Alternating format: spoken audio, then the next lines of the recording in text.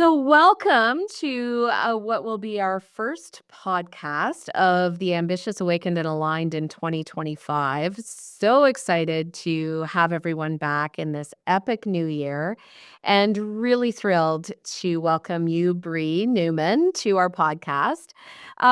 Love, you were actually connected to me through my husband, Gerard, as you're Mhm. both in the automotive industry and definitely agree with his perspective was Bree has such great energy and she aligns with our customers, and I think she would really be a great guest on your podcast. So thrilled that you're here. Today we're going to talk about, I think, things that are really top of mind for women in leadership roles in any organization or founders of their own organizations. We're going to talk about some goal setting, because it's that time of year, Yeah. manifestation, and that tricky little imposter syndrome. So that's kind of the theme of today. And just maybe you could just take a few minutes and introduce yourself. Tell us all about you, Bree. Yeah, absolutely. Well, I'm really excited to be here. I'm so glad that this connection happened. Oftentimes you meet people in the industry or at events and that type of thing, and then kind of falls through. So I'm really excited that we were able to get together. And thanks so much for having me. But yeah, so Bri Newman, I'm the vice president of HR4. We're an HR software provider for dealers. My journey's been nothing short of kind of never a dull moment. Just probably the easiest way to kind of sum it up. I think, I'm about, oh gosh, 12, 15 years into my career now. And it went by in a blink of an eye. I know people were telling me that when I started my career, but now being kind of on that side, that is crazy how fast it's happened and how many learnings you have and how intentional, you have to be as a driver of your own career. So there's been tons of reflection over this time, and really grateful for also the support I've had around me. I think that's you can't understate the importance of having a good community around you, whether it be a mentor or just people you can talk to and bounce ideas off of. But yes, started my career. I was tricked into auto, as I say. And See what in auto was yeah, hooked in right. auto. Literally, I was like, I graduated from business school, going in to do consulting, and ended up starting an HR department for a dealer group through a consulting project.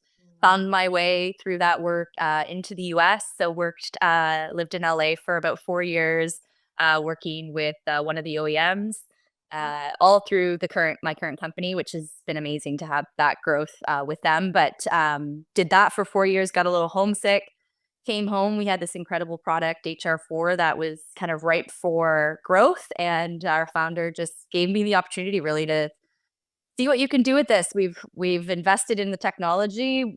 We seem to be getting some kind of traction. See what you can do. And fast forward today, we're in just over 700 dealers across North America, and looking to the next 5, 10 years of what HR4 can be, and really being that household name for automotive HR. So really excited about what's to come for sure. That's incredible, and I do wanna just do a plug that your founder is women-owned as well, and, Yes. we're all about supporting women in their journeys and, just the evolution. It's Yeah. I talk a lot about I'm a big proponent of supporting women and men in business and their leadership roles and creating more consciousness in the world. And yet, there is a truth that as women in leadership roles, we have unique needs. And so, Mhm. really taking the opportunity to support women as much as possible in their evolution and expansion. So, speaking of evolution and expansion, I love the turn of a calendar page, and I've got Mhm. one for New Year's resolutions, but I really do one for visioning and reflection, and really what is that future self that you want to create. And so I always feel when you turn the calendar page, you have the opportunity to just pause and really see where you want to go and how is that different from where you've come from. So tell me a little bit about your perspectives on reflection and manifestation, and maybe how you feel about this time of year around both of those things. Yeah, I think for me, I think I used to be more of a New Year's resolution person. Like, it's the next year, like, gotta tee it up. Yeah. We were trained to do that, and Yeah, and it's like this big thing. yeah. Right, exactly. I think it's never, there's never a good time in the year to set a new goal. Like any time is a good time, right? It's not like there's an ideal time. I think what I like about the turning of the calendar is there almost feels like a reinvigoration in the world. Even though, like, again, it's just the flip of a day and it just happens to add an extra year to the year. I think generally speaking, you feel this invigoration. I also think there's that moment between, during the holidays where it's just a little bit of a quieter time.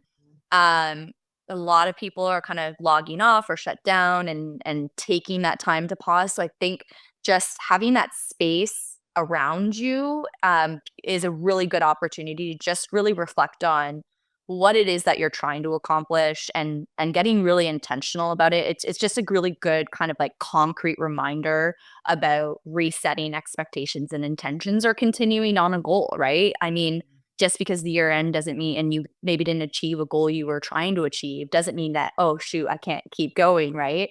Um and I find too, like the really key part or one of the helpful things that I've found over my career and kind of growth and really exploring this concept of manifestation and goal setting is like getting really visual with it. Like a lot of people talk about like mood boards and they talk about manifestation boards and vision boards. And funny enough, I actually have this one from a couple years ago. You can't really see it. Uh, gosh, from I think I did it in 2022. And did everything on this vision board happen? No. But it's a constant reminder to me to say, like, just because my dream or my goal didn't happen that year doesn't mean it's not something I can pursue. Or it was a moment of reflection to say, maybe that was too big of a goal for where I'm at. And there's other foundational items I need to get locked in before I'm actually ready for that goal. Um, and really just trusting the process, I think has been a big, aha moment for me over the years is for a really long time in my career, I was running towards the next goalpost, but not recognizing and appreciating the journey from goalpost A to goalpost B because I was like, I just need to get to the next one. I need that next title. I need that next salary increase.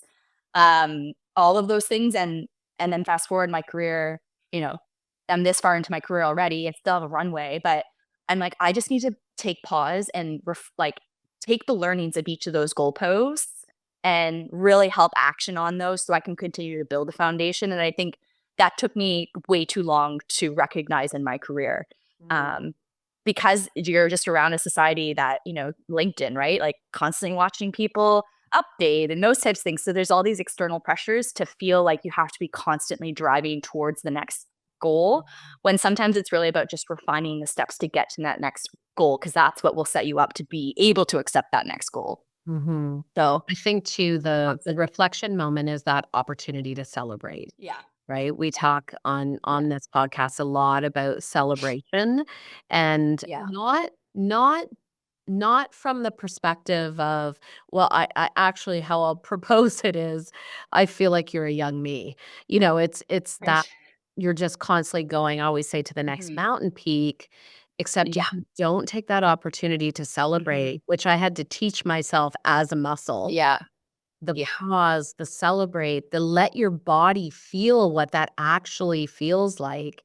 The Yeah. experience of that motivates the next goalpost, as you say. It actually Exactly. gives you the fuel to keep going Yeah. towards that. So I Yeah. love that. Was there a moment in time that shifted something in that for you?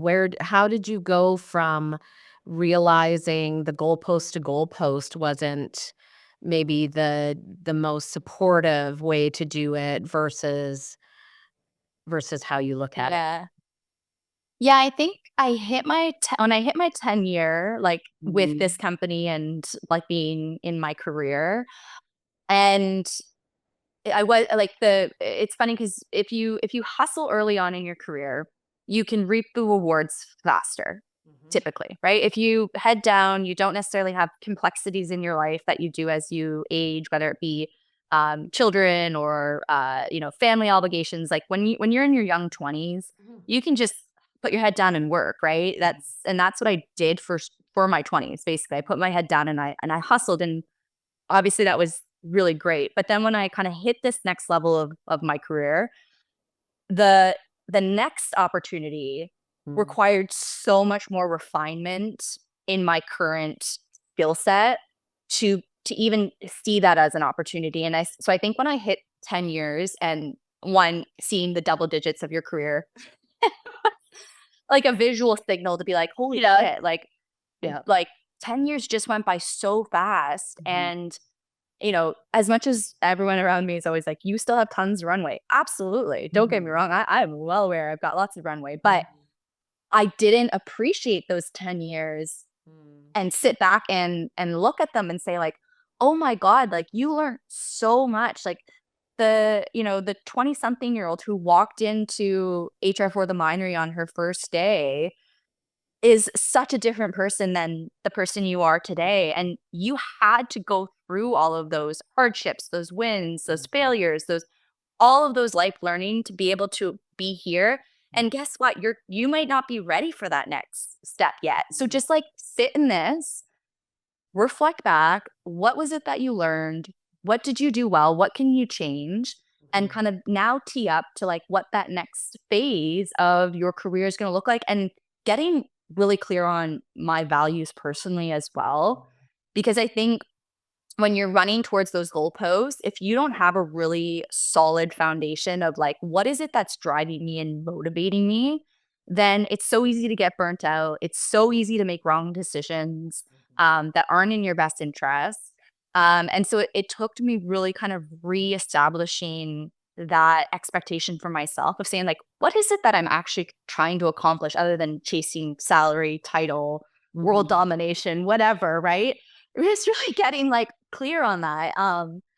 And like there's also external factors. Like my fiance came into my life about 7.5 years ago. He's very, clear on what he wants and what he doesn't want from a value standpoint, either in our relationship as well as in his career. And having that pause and influence in my life has helped a lot as well. Um, so I think there's a couple factors, but I think seeing the 1-0 and being Mhm. like, shit, I've been at this. What have I learned? What can I do differently for the next 10 years? Mhm. Was a really good opportunity. Yeah. And so, talk about where the visualization fits into that. So, Yeah. you have your sort of vision board. Is that something that you Yeah. do on an annual basis? And then what do you do with it? Do you create it and put it aside and look at it in a year, or how Yeah. do you manifest through leveraging a tool like that? Yeah. So I guess split it into kind of professional and personal goals. So professionally, I always have what I call my dream book with me everywhere I go, which is Mhm. basically a notepad.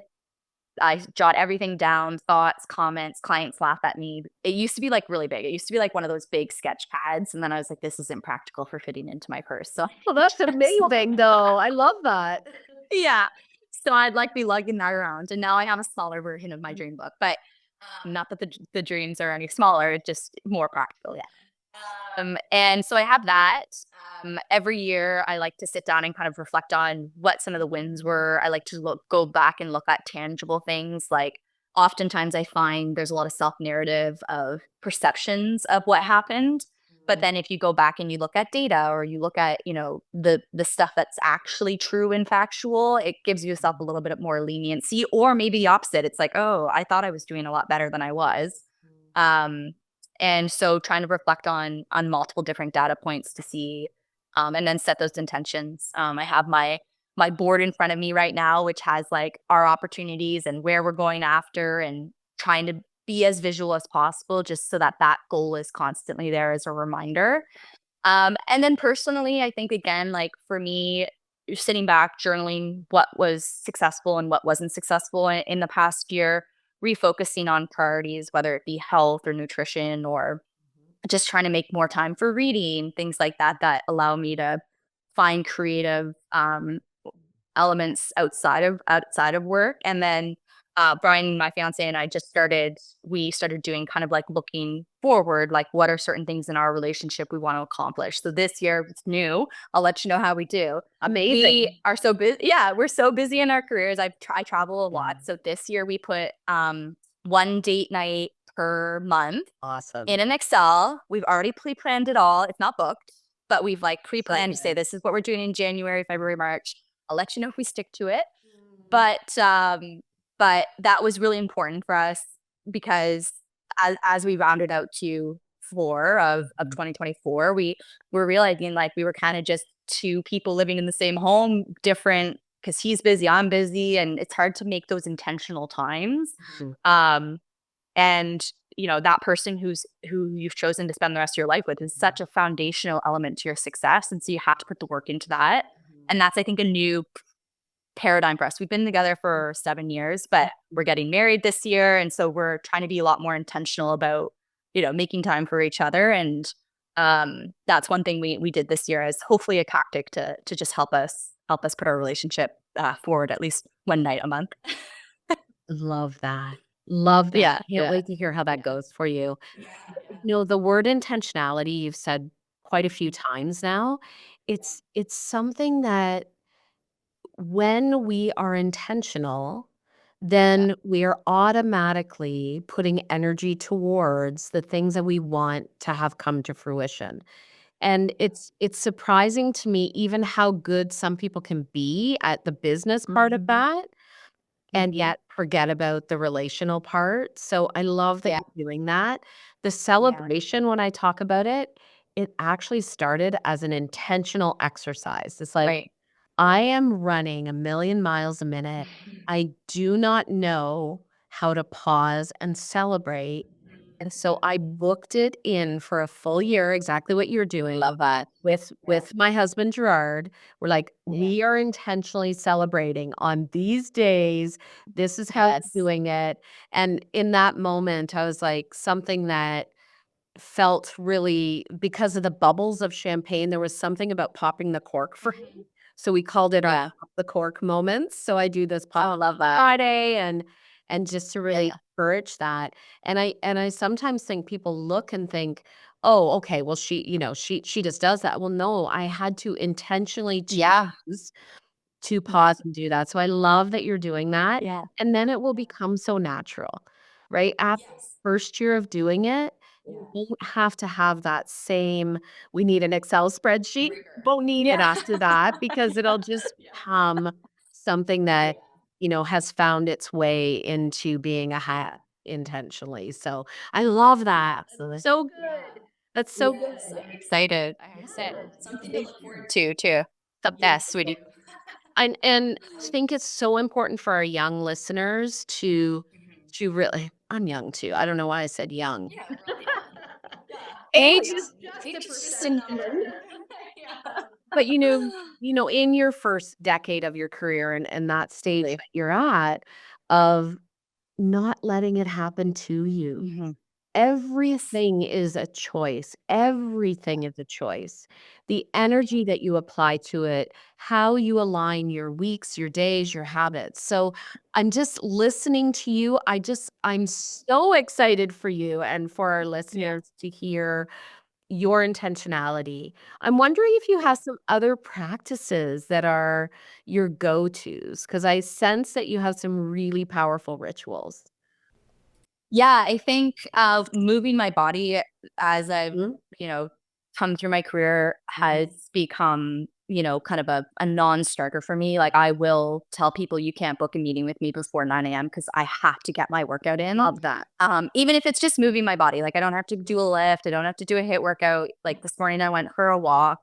Um, as I just like need to move my body. And I found I just can't show up the same way when I haven't done that. Me too. um, and I think respecting those boundaries too, I think it was a really weird concept for me when I realized how important movement was for me in Mhm. my life. To like put those boundaries up and say, like, like don't book a meeting like before 9. Just please don't. I mean, if there's something urgent, I'm happy to take it, but then I'm taking the hour after to do it. I have the luxury where I'm at now in my career, it's like proven myself and Mhm. have that ability to do that, and that's not always the case. So I'm super mindful of that. But I think just making it an intentional ritual for me is to move my body. And I do it when I travel. Like like any hotel I'm booking, and I make sure there's a good gym because I can't get off like that really throws me off. Writing out my week. So in my dream book, I always start the week or Sunday night with like, what am I trying to accomplish this week? And I've gotten better at that practice too, right? I think a lot of people expect to like implement a practice and then it's like everything changes, right?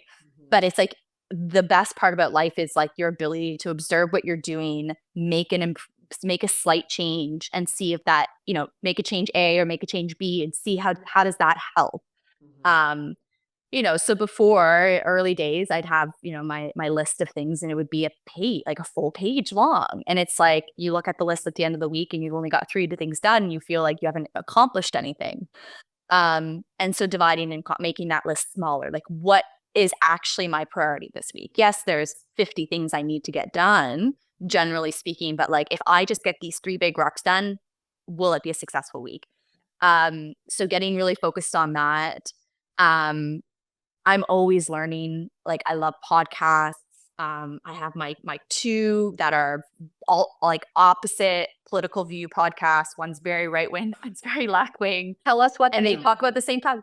So Pivot, which is Yeah. the left wing, Kara Swisher and Scott Galloway, Mhm. amazing podcast. And then I listen to All In, which is like basically the right side of that.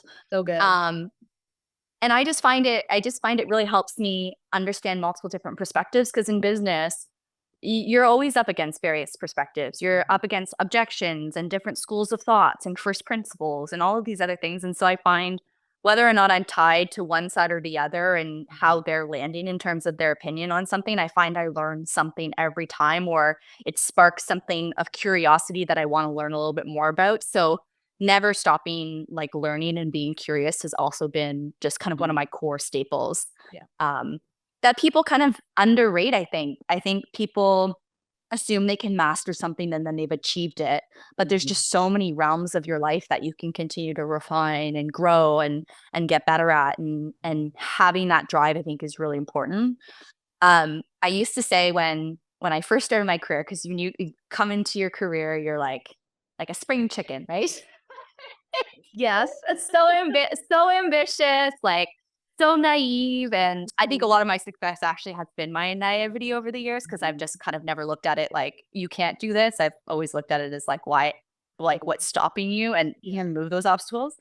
But I remember when I started my career, I was talking to my one colleague, who's actually one of my best friends, and she worked with us for a little bit, and I was like, "I just don't understand why people become mediocre." And it was this big, big idea in my brain about I just didn't understand mediocrity and I didn't understand like how people didn't have this zest for life, right? Because you're in your early 20s, you're just like, you don't got a mortgage, you're just, Yeah. making money to go party on the weekends. Like you're just having a time, right? Learning Yeah. all this new stuff, getting to wear your fancy clothes, like, it's just such a different world. So anyway, so fast forward to about 6 years in to my career, I was becoming mediocre. And it was so easy to become mediocre because at that time I was down in the US. I was doing the same, like the role that I was comfortable in. I wasn't really pushing my boundaries. I was showing up, doing what I needed to do, doing a good job, but then kind of leaving at the end of the day. And that was that. And I wasn't working on myself personally. I wasn't working on relationships. Like I just was becoming mediocre. And it kind of hit me where I was like, I get it. Because once life gets more complicated, you have to pick and choose where your energy is going. And sometimes in life, that energy can't go to your career, right? You have a family, relationships that are more important to you, etc. And so my reflection and what I've tried to do now the next 4 or 5 years post that was to just be really intentional about my time so that I could show up and be the best version in each category of my life. Um, because I didn't want to be mediocre. That was something I never wanted to be mediocre. I've always wanted to, be the teacher's pet, the A plus student. Like that's just my personality. It does.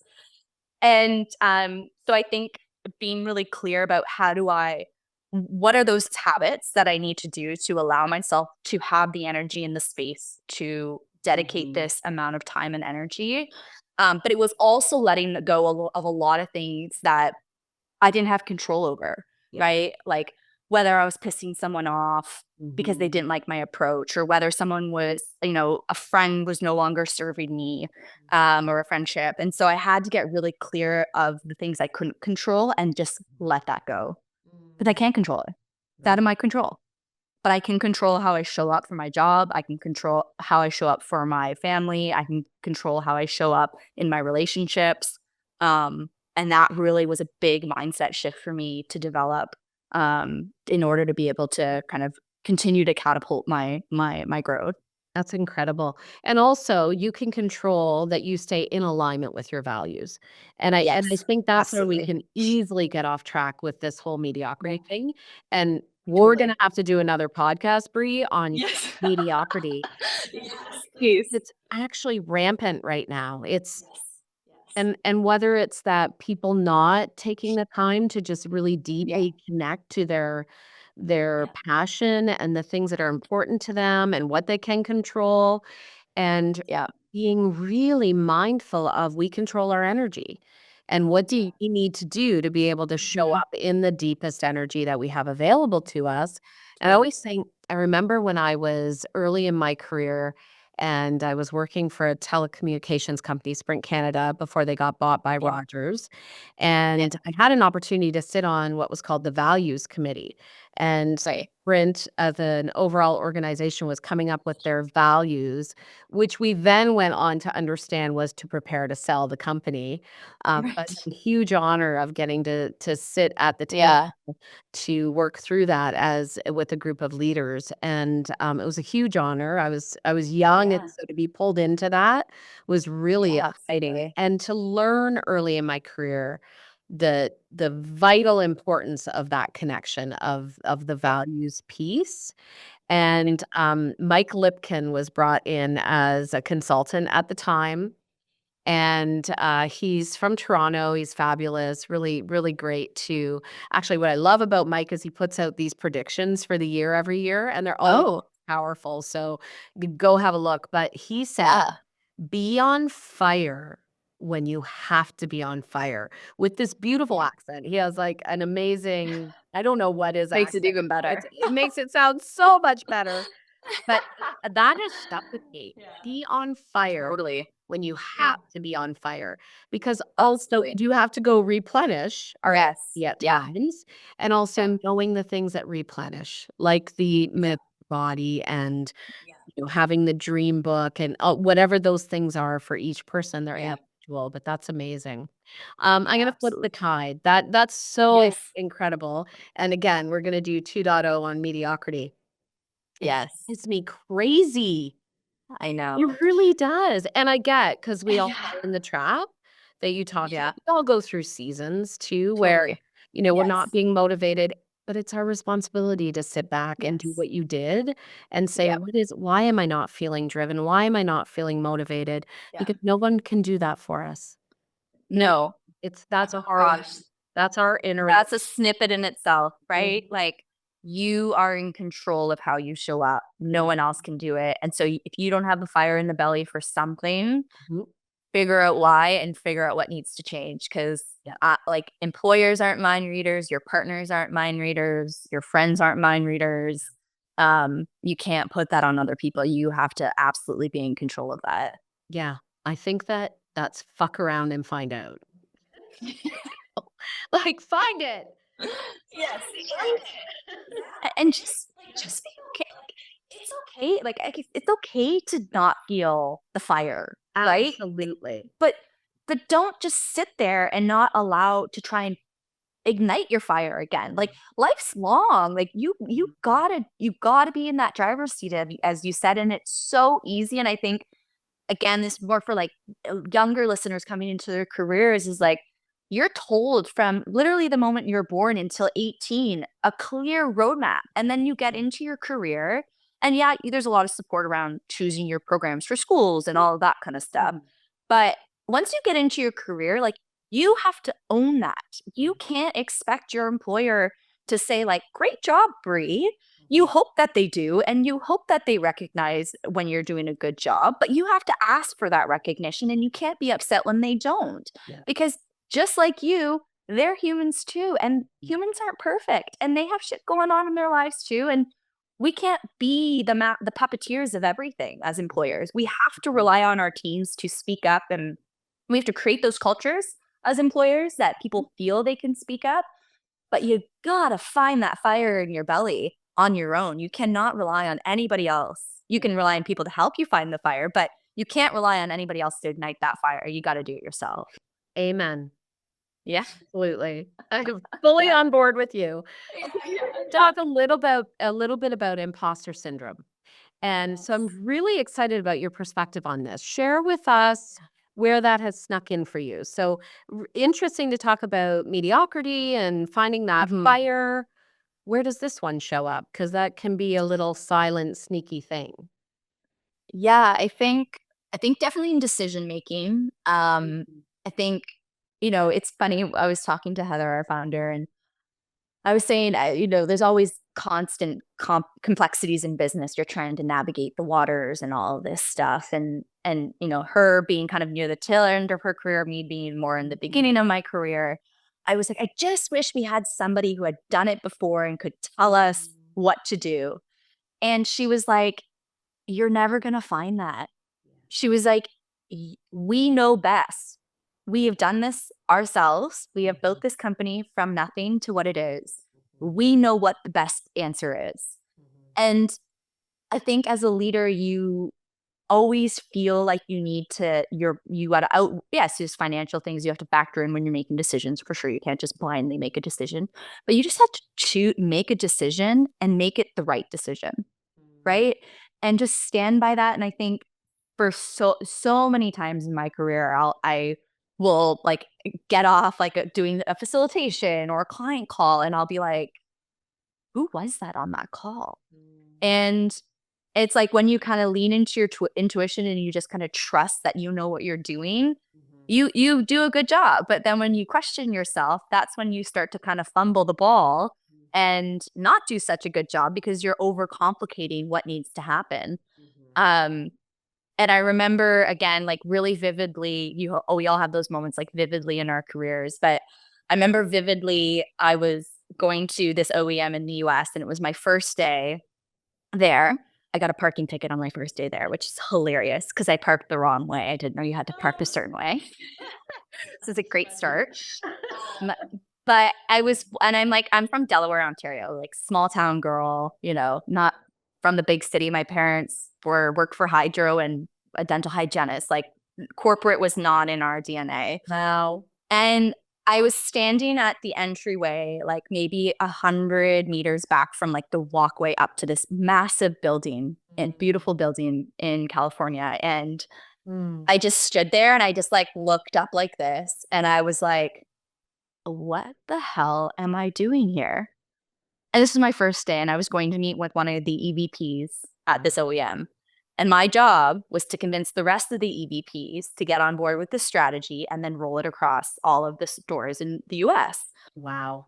And I was like, I have no idea what I'm doing. Like, who in their right mind decided it was a good idea for me to be here, decided for me to go by myself to this? Like, I'm just like spiraling, right? And take a couple deep breaths and, you're like, well, I'm either gonna fall flat on my face or this is gonna be amazing, but either way, I'm here. I kinda gotta go in because 'cause they're expecting me, so rip the damn Band-Aid off and go." Um, and sometimes, like, a lot of that imposter syndrome comes from that negative self-talk internally, and, like, you're almost having that kinda dialogue back and forth, and you just have to train your positive dialogue to be much stronger than your negative dialogue, and recognize when that's happening. What is it that you need to tell yourself, or you're saying, like, I used to play like Eminem, "Lose Yourself" in the car to get myself pumped up because I was like, I'm losing my mind here. I have no idea what I'm doing.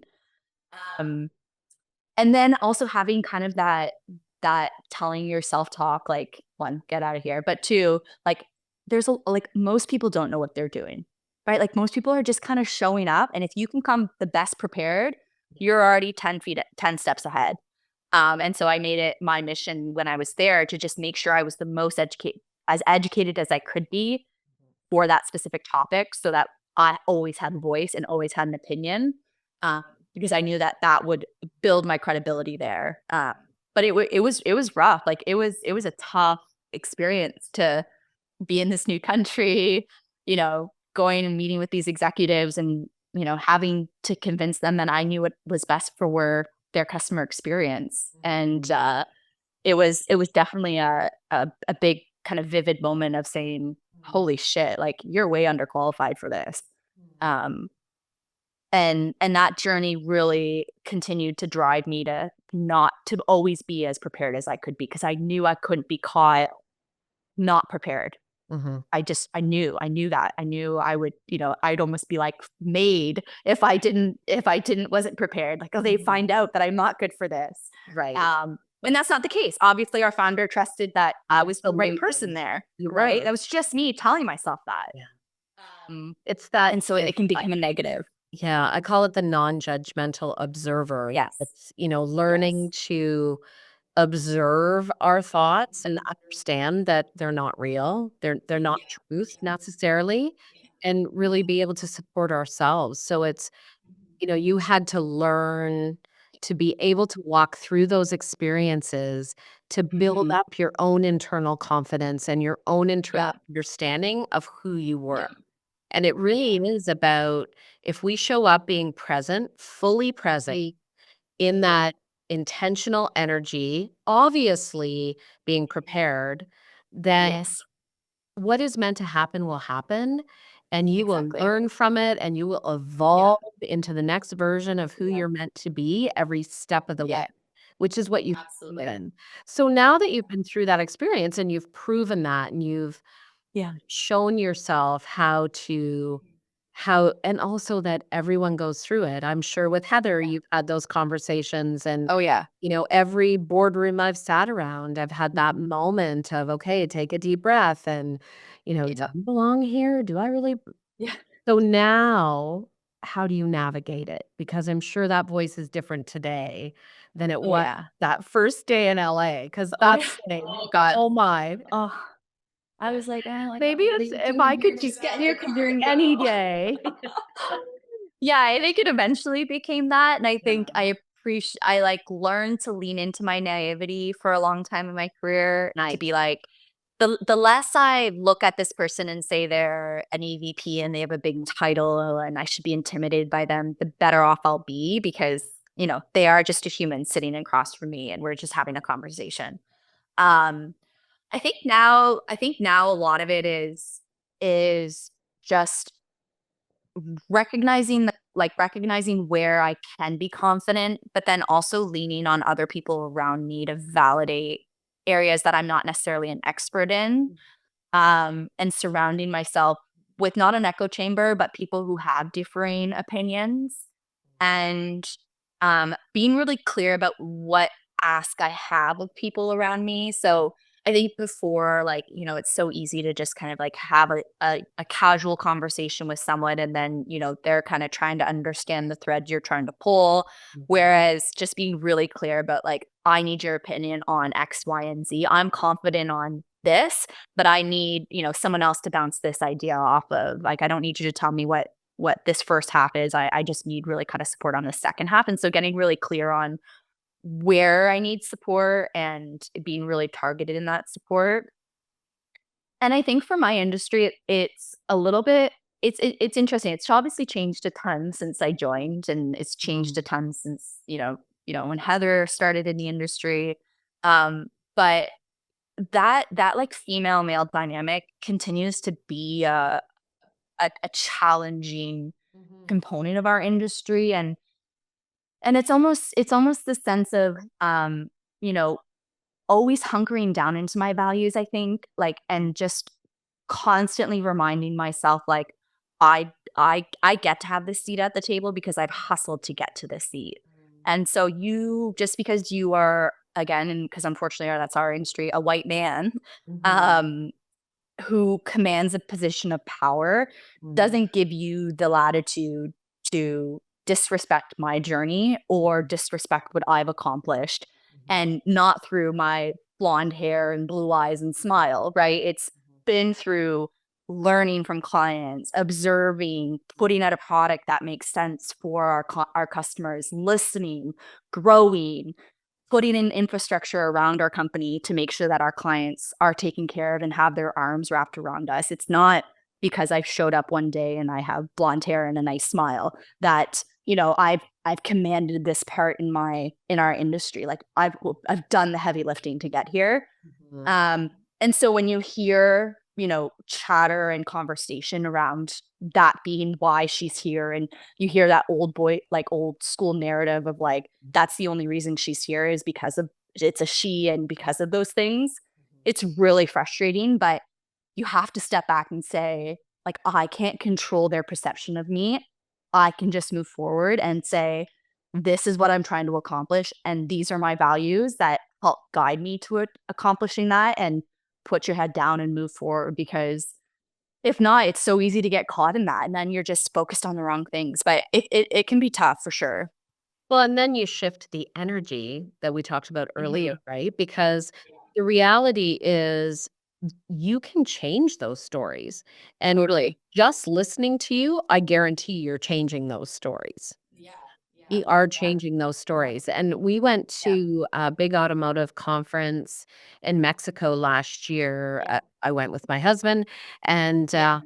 Elizabeth Manley spoke, and she was speaking about mental health and Mhm. the evolution of her career as an Olympian and the things that she Yeah. had been through. And, even understanding from a male leadership perspective what she had experienced in that Mhm. world. Yeah. And there were over 300 men in that room Mhm. who Mhm. were leaders in automotive who gave a standing ovation. Yeah, it Yeah. was such a Yeah. beautiful moment, and they lined up Totally. after to be able to have a Yeah. conversation with her. So Yeah. I think the more that you use your voice and you stand in your power and you show Yeah. up with the gifts that you have to offer in alignment with your values, you will be listened to and you will be respected, Yeah. and we will change the stories. Yes. One Absolutely. one And conversation it's at a time. come Oh, for sure, and it's come so far, right? And I think we have to reflect on that and appreciate that it has, and, and a lot of, this new age of auto dealers and the automotive industry, it is changing, and it's really exciting to just see the amount of commitment to diversity and amount of commitment to, letting people grow regardless of male, female, race, Yeah, anything. Like, it's just anything. like, let's just grow the next generation of talent in our industry, and that's what we're so committed to as an organization is, let's empower our dealers to take better care of their people. Um, and you're right, when you drive under that mission and you just put your head down, head up, whatever you wanna do, but you just focus on that North Star, it Mhm. makes all of the difference, because all that noise, it's there, but it's a lot easier to, like, push it out. Sure. You might have a couple of glasses of wine over the comments, but Absolutely, we're but then you tired. run it out. We're Run tired. it out. Yeah. Well, this is such powerful conversation. Well, I feel like we're gonna need some wine to have further Yes, conversations. I have that's one right. last question for you, and that Yeah. is what I ask all of our guests is ambitious, awakened, and aligned. What does that mean to you? I think it means intentionality. I think it means give yourself an intentional goal, know the parameters and the support structure you need around you to achieve that goal, and go after it. Um, and I love that saying. I love that, it is really about intention, and you can be ambitious. You can also be in control of your life, and you can also be aligned with your values. Those aren't things that you have to choose one or the other. You can absolutely do all of those things, but you have to be intentional to go after those items. Well, I think you are in great alignment with ambitious, awakened, and aligned. Yeah, You yeah. taught our listeners a lot today. I'm so grateful for our Thank time, you. Bree, Me and I too. really do think we will have to have an additional conversation coming up and get you back on the Yes. path to just share Too. lots of leadership insights. I feel a generation so like in their even the festival I was telling you about, we had quite a Mhm. few 30 early 30s come. Yeah. hungry for mentorship and guidance. Yep. And, I think part of as you evolve your career, one of our responsibilities is put a hand back and say, where can Yeah. I guide and support you? And there's not enough Totally. of women like you, Bri, that are intentional and um, just it's just operating from a real place of authenticity. And so I really appreciate that we had the opportunity for you to share your insights and for us to see that come out in the conversation because Yeah.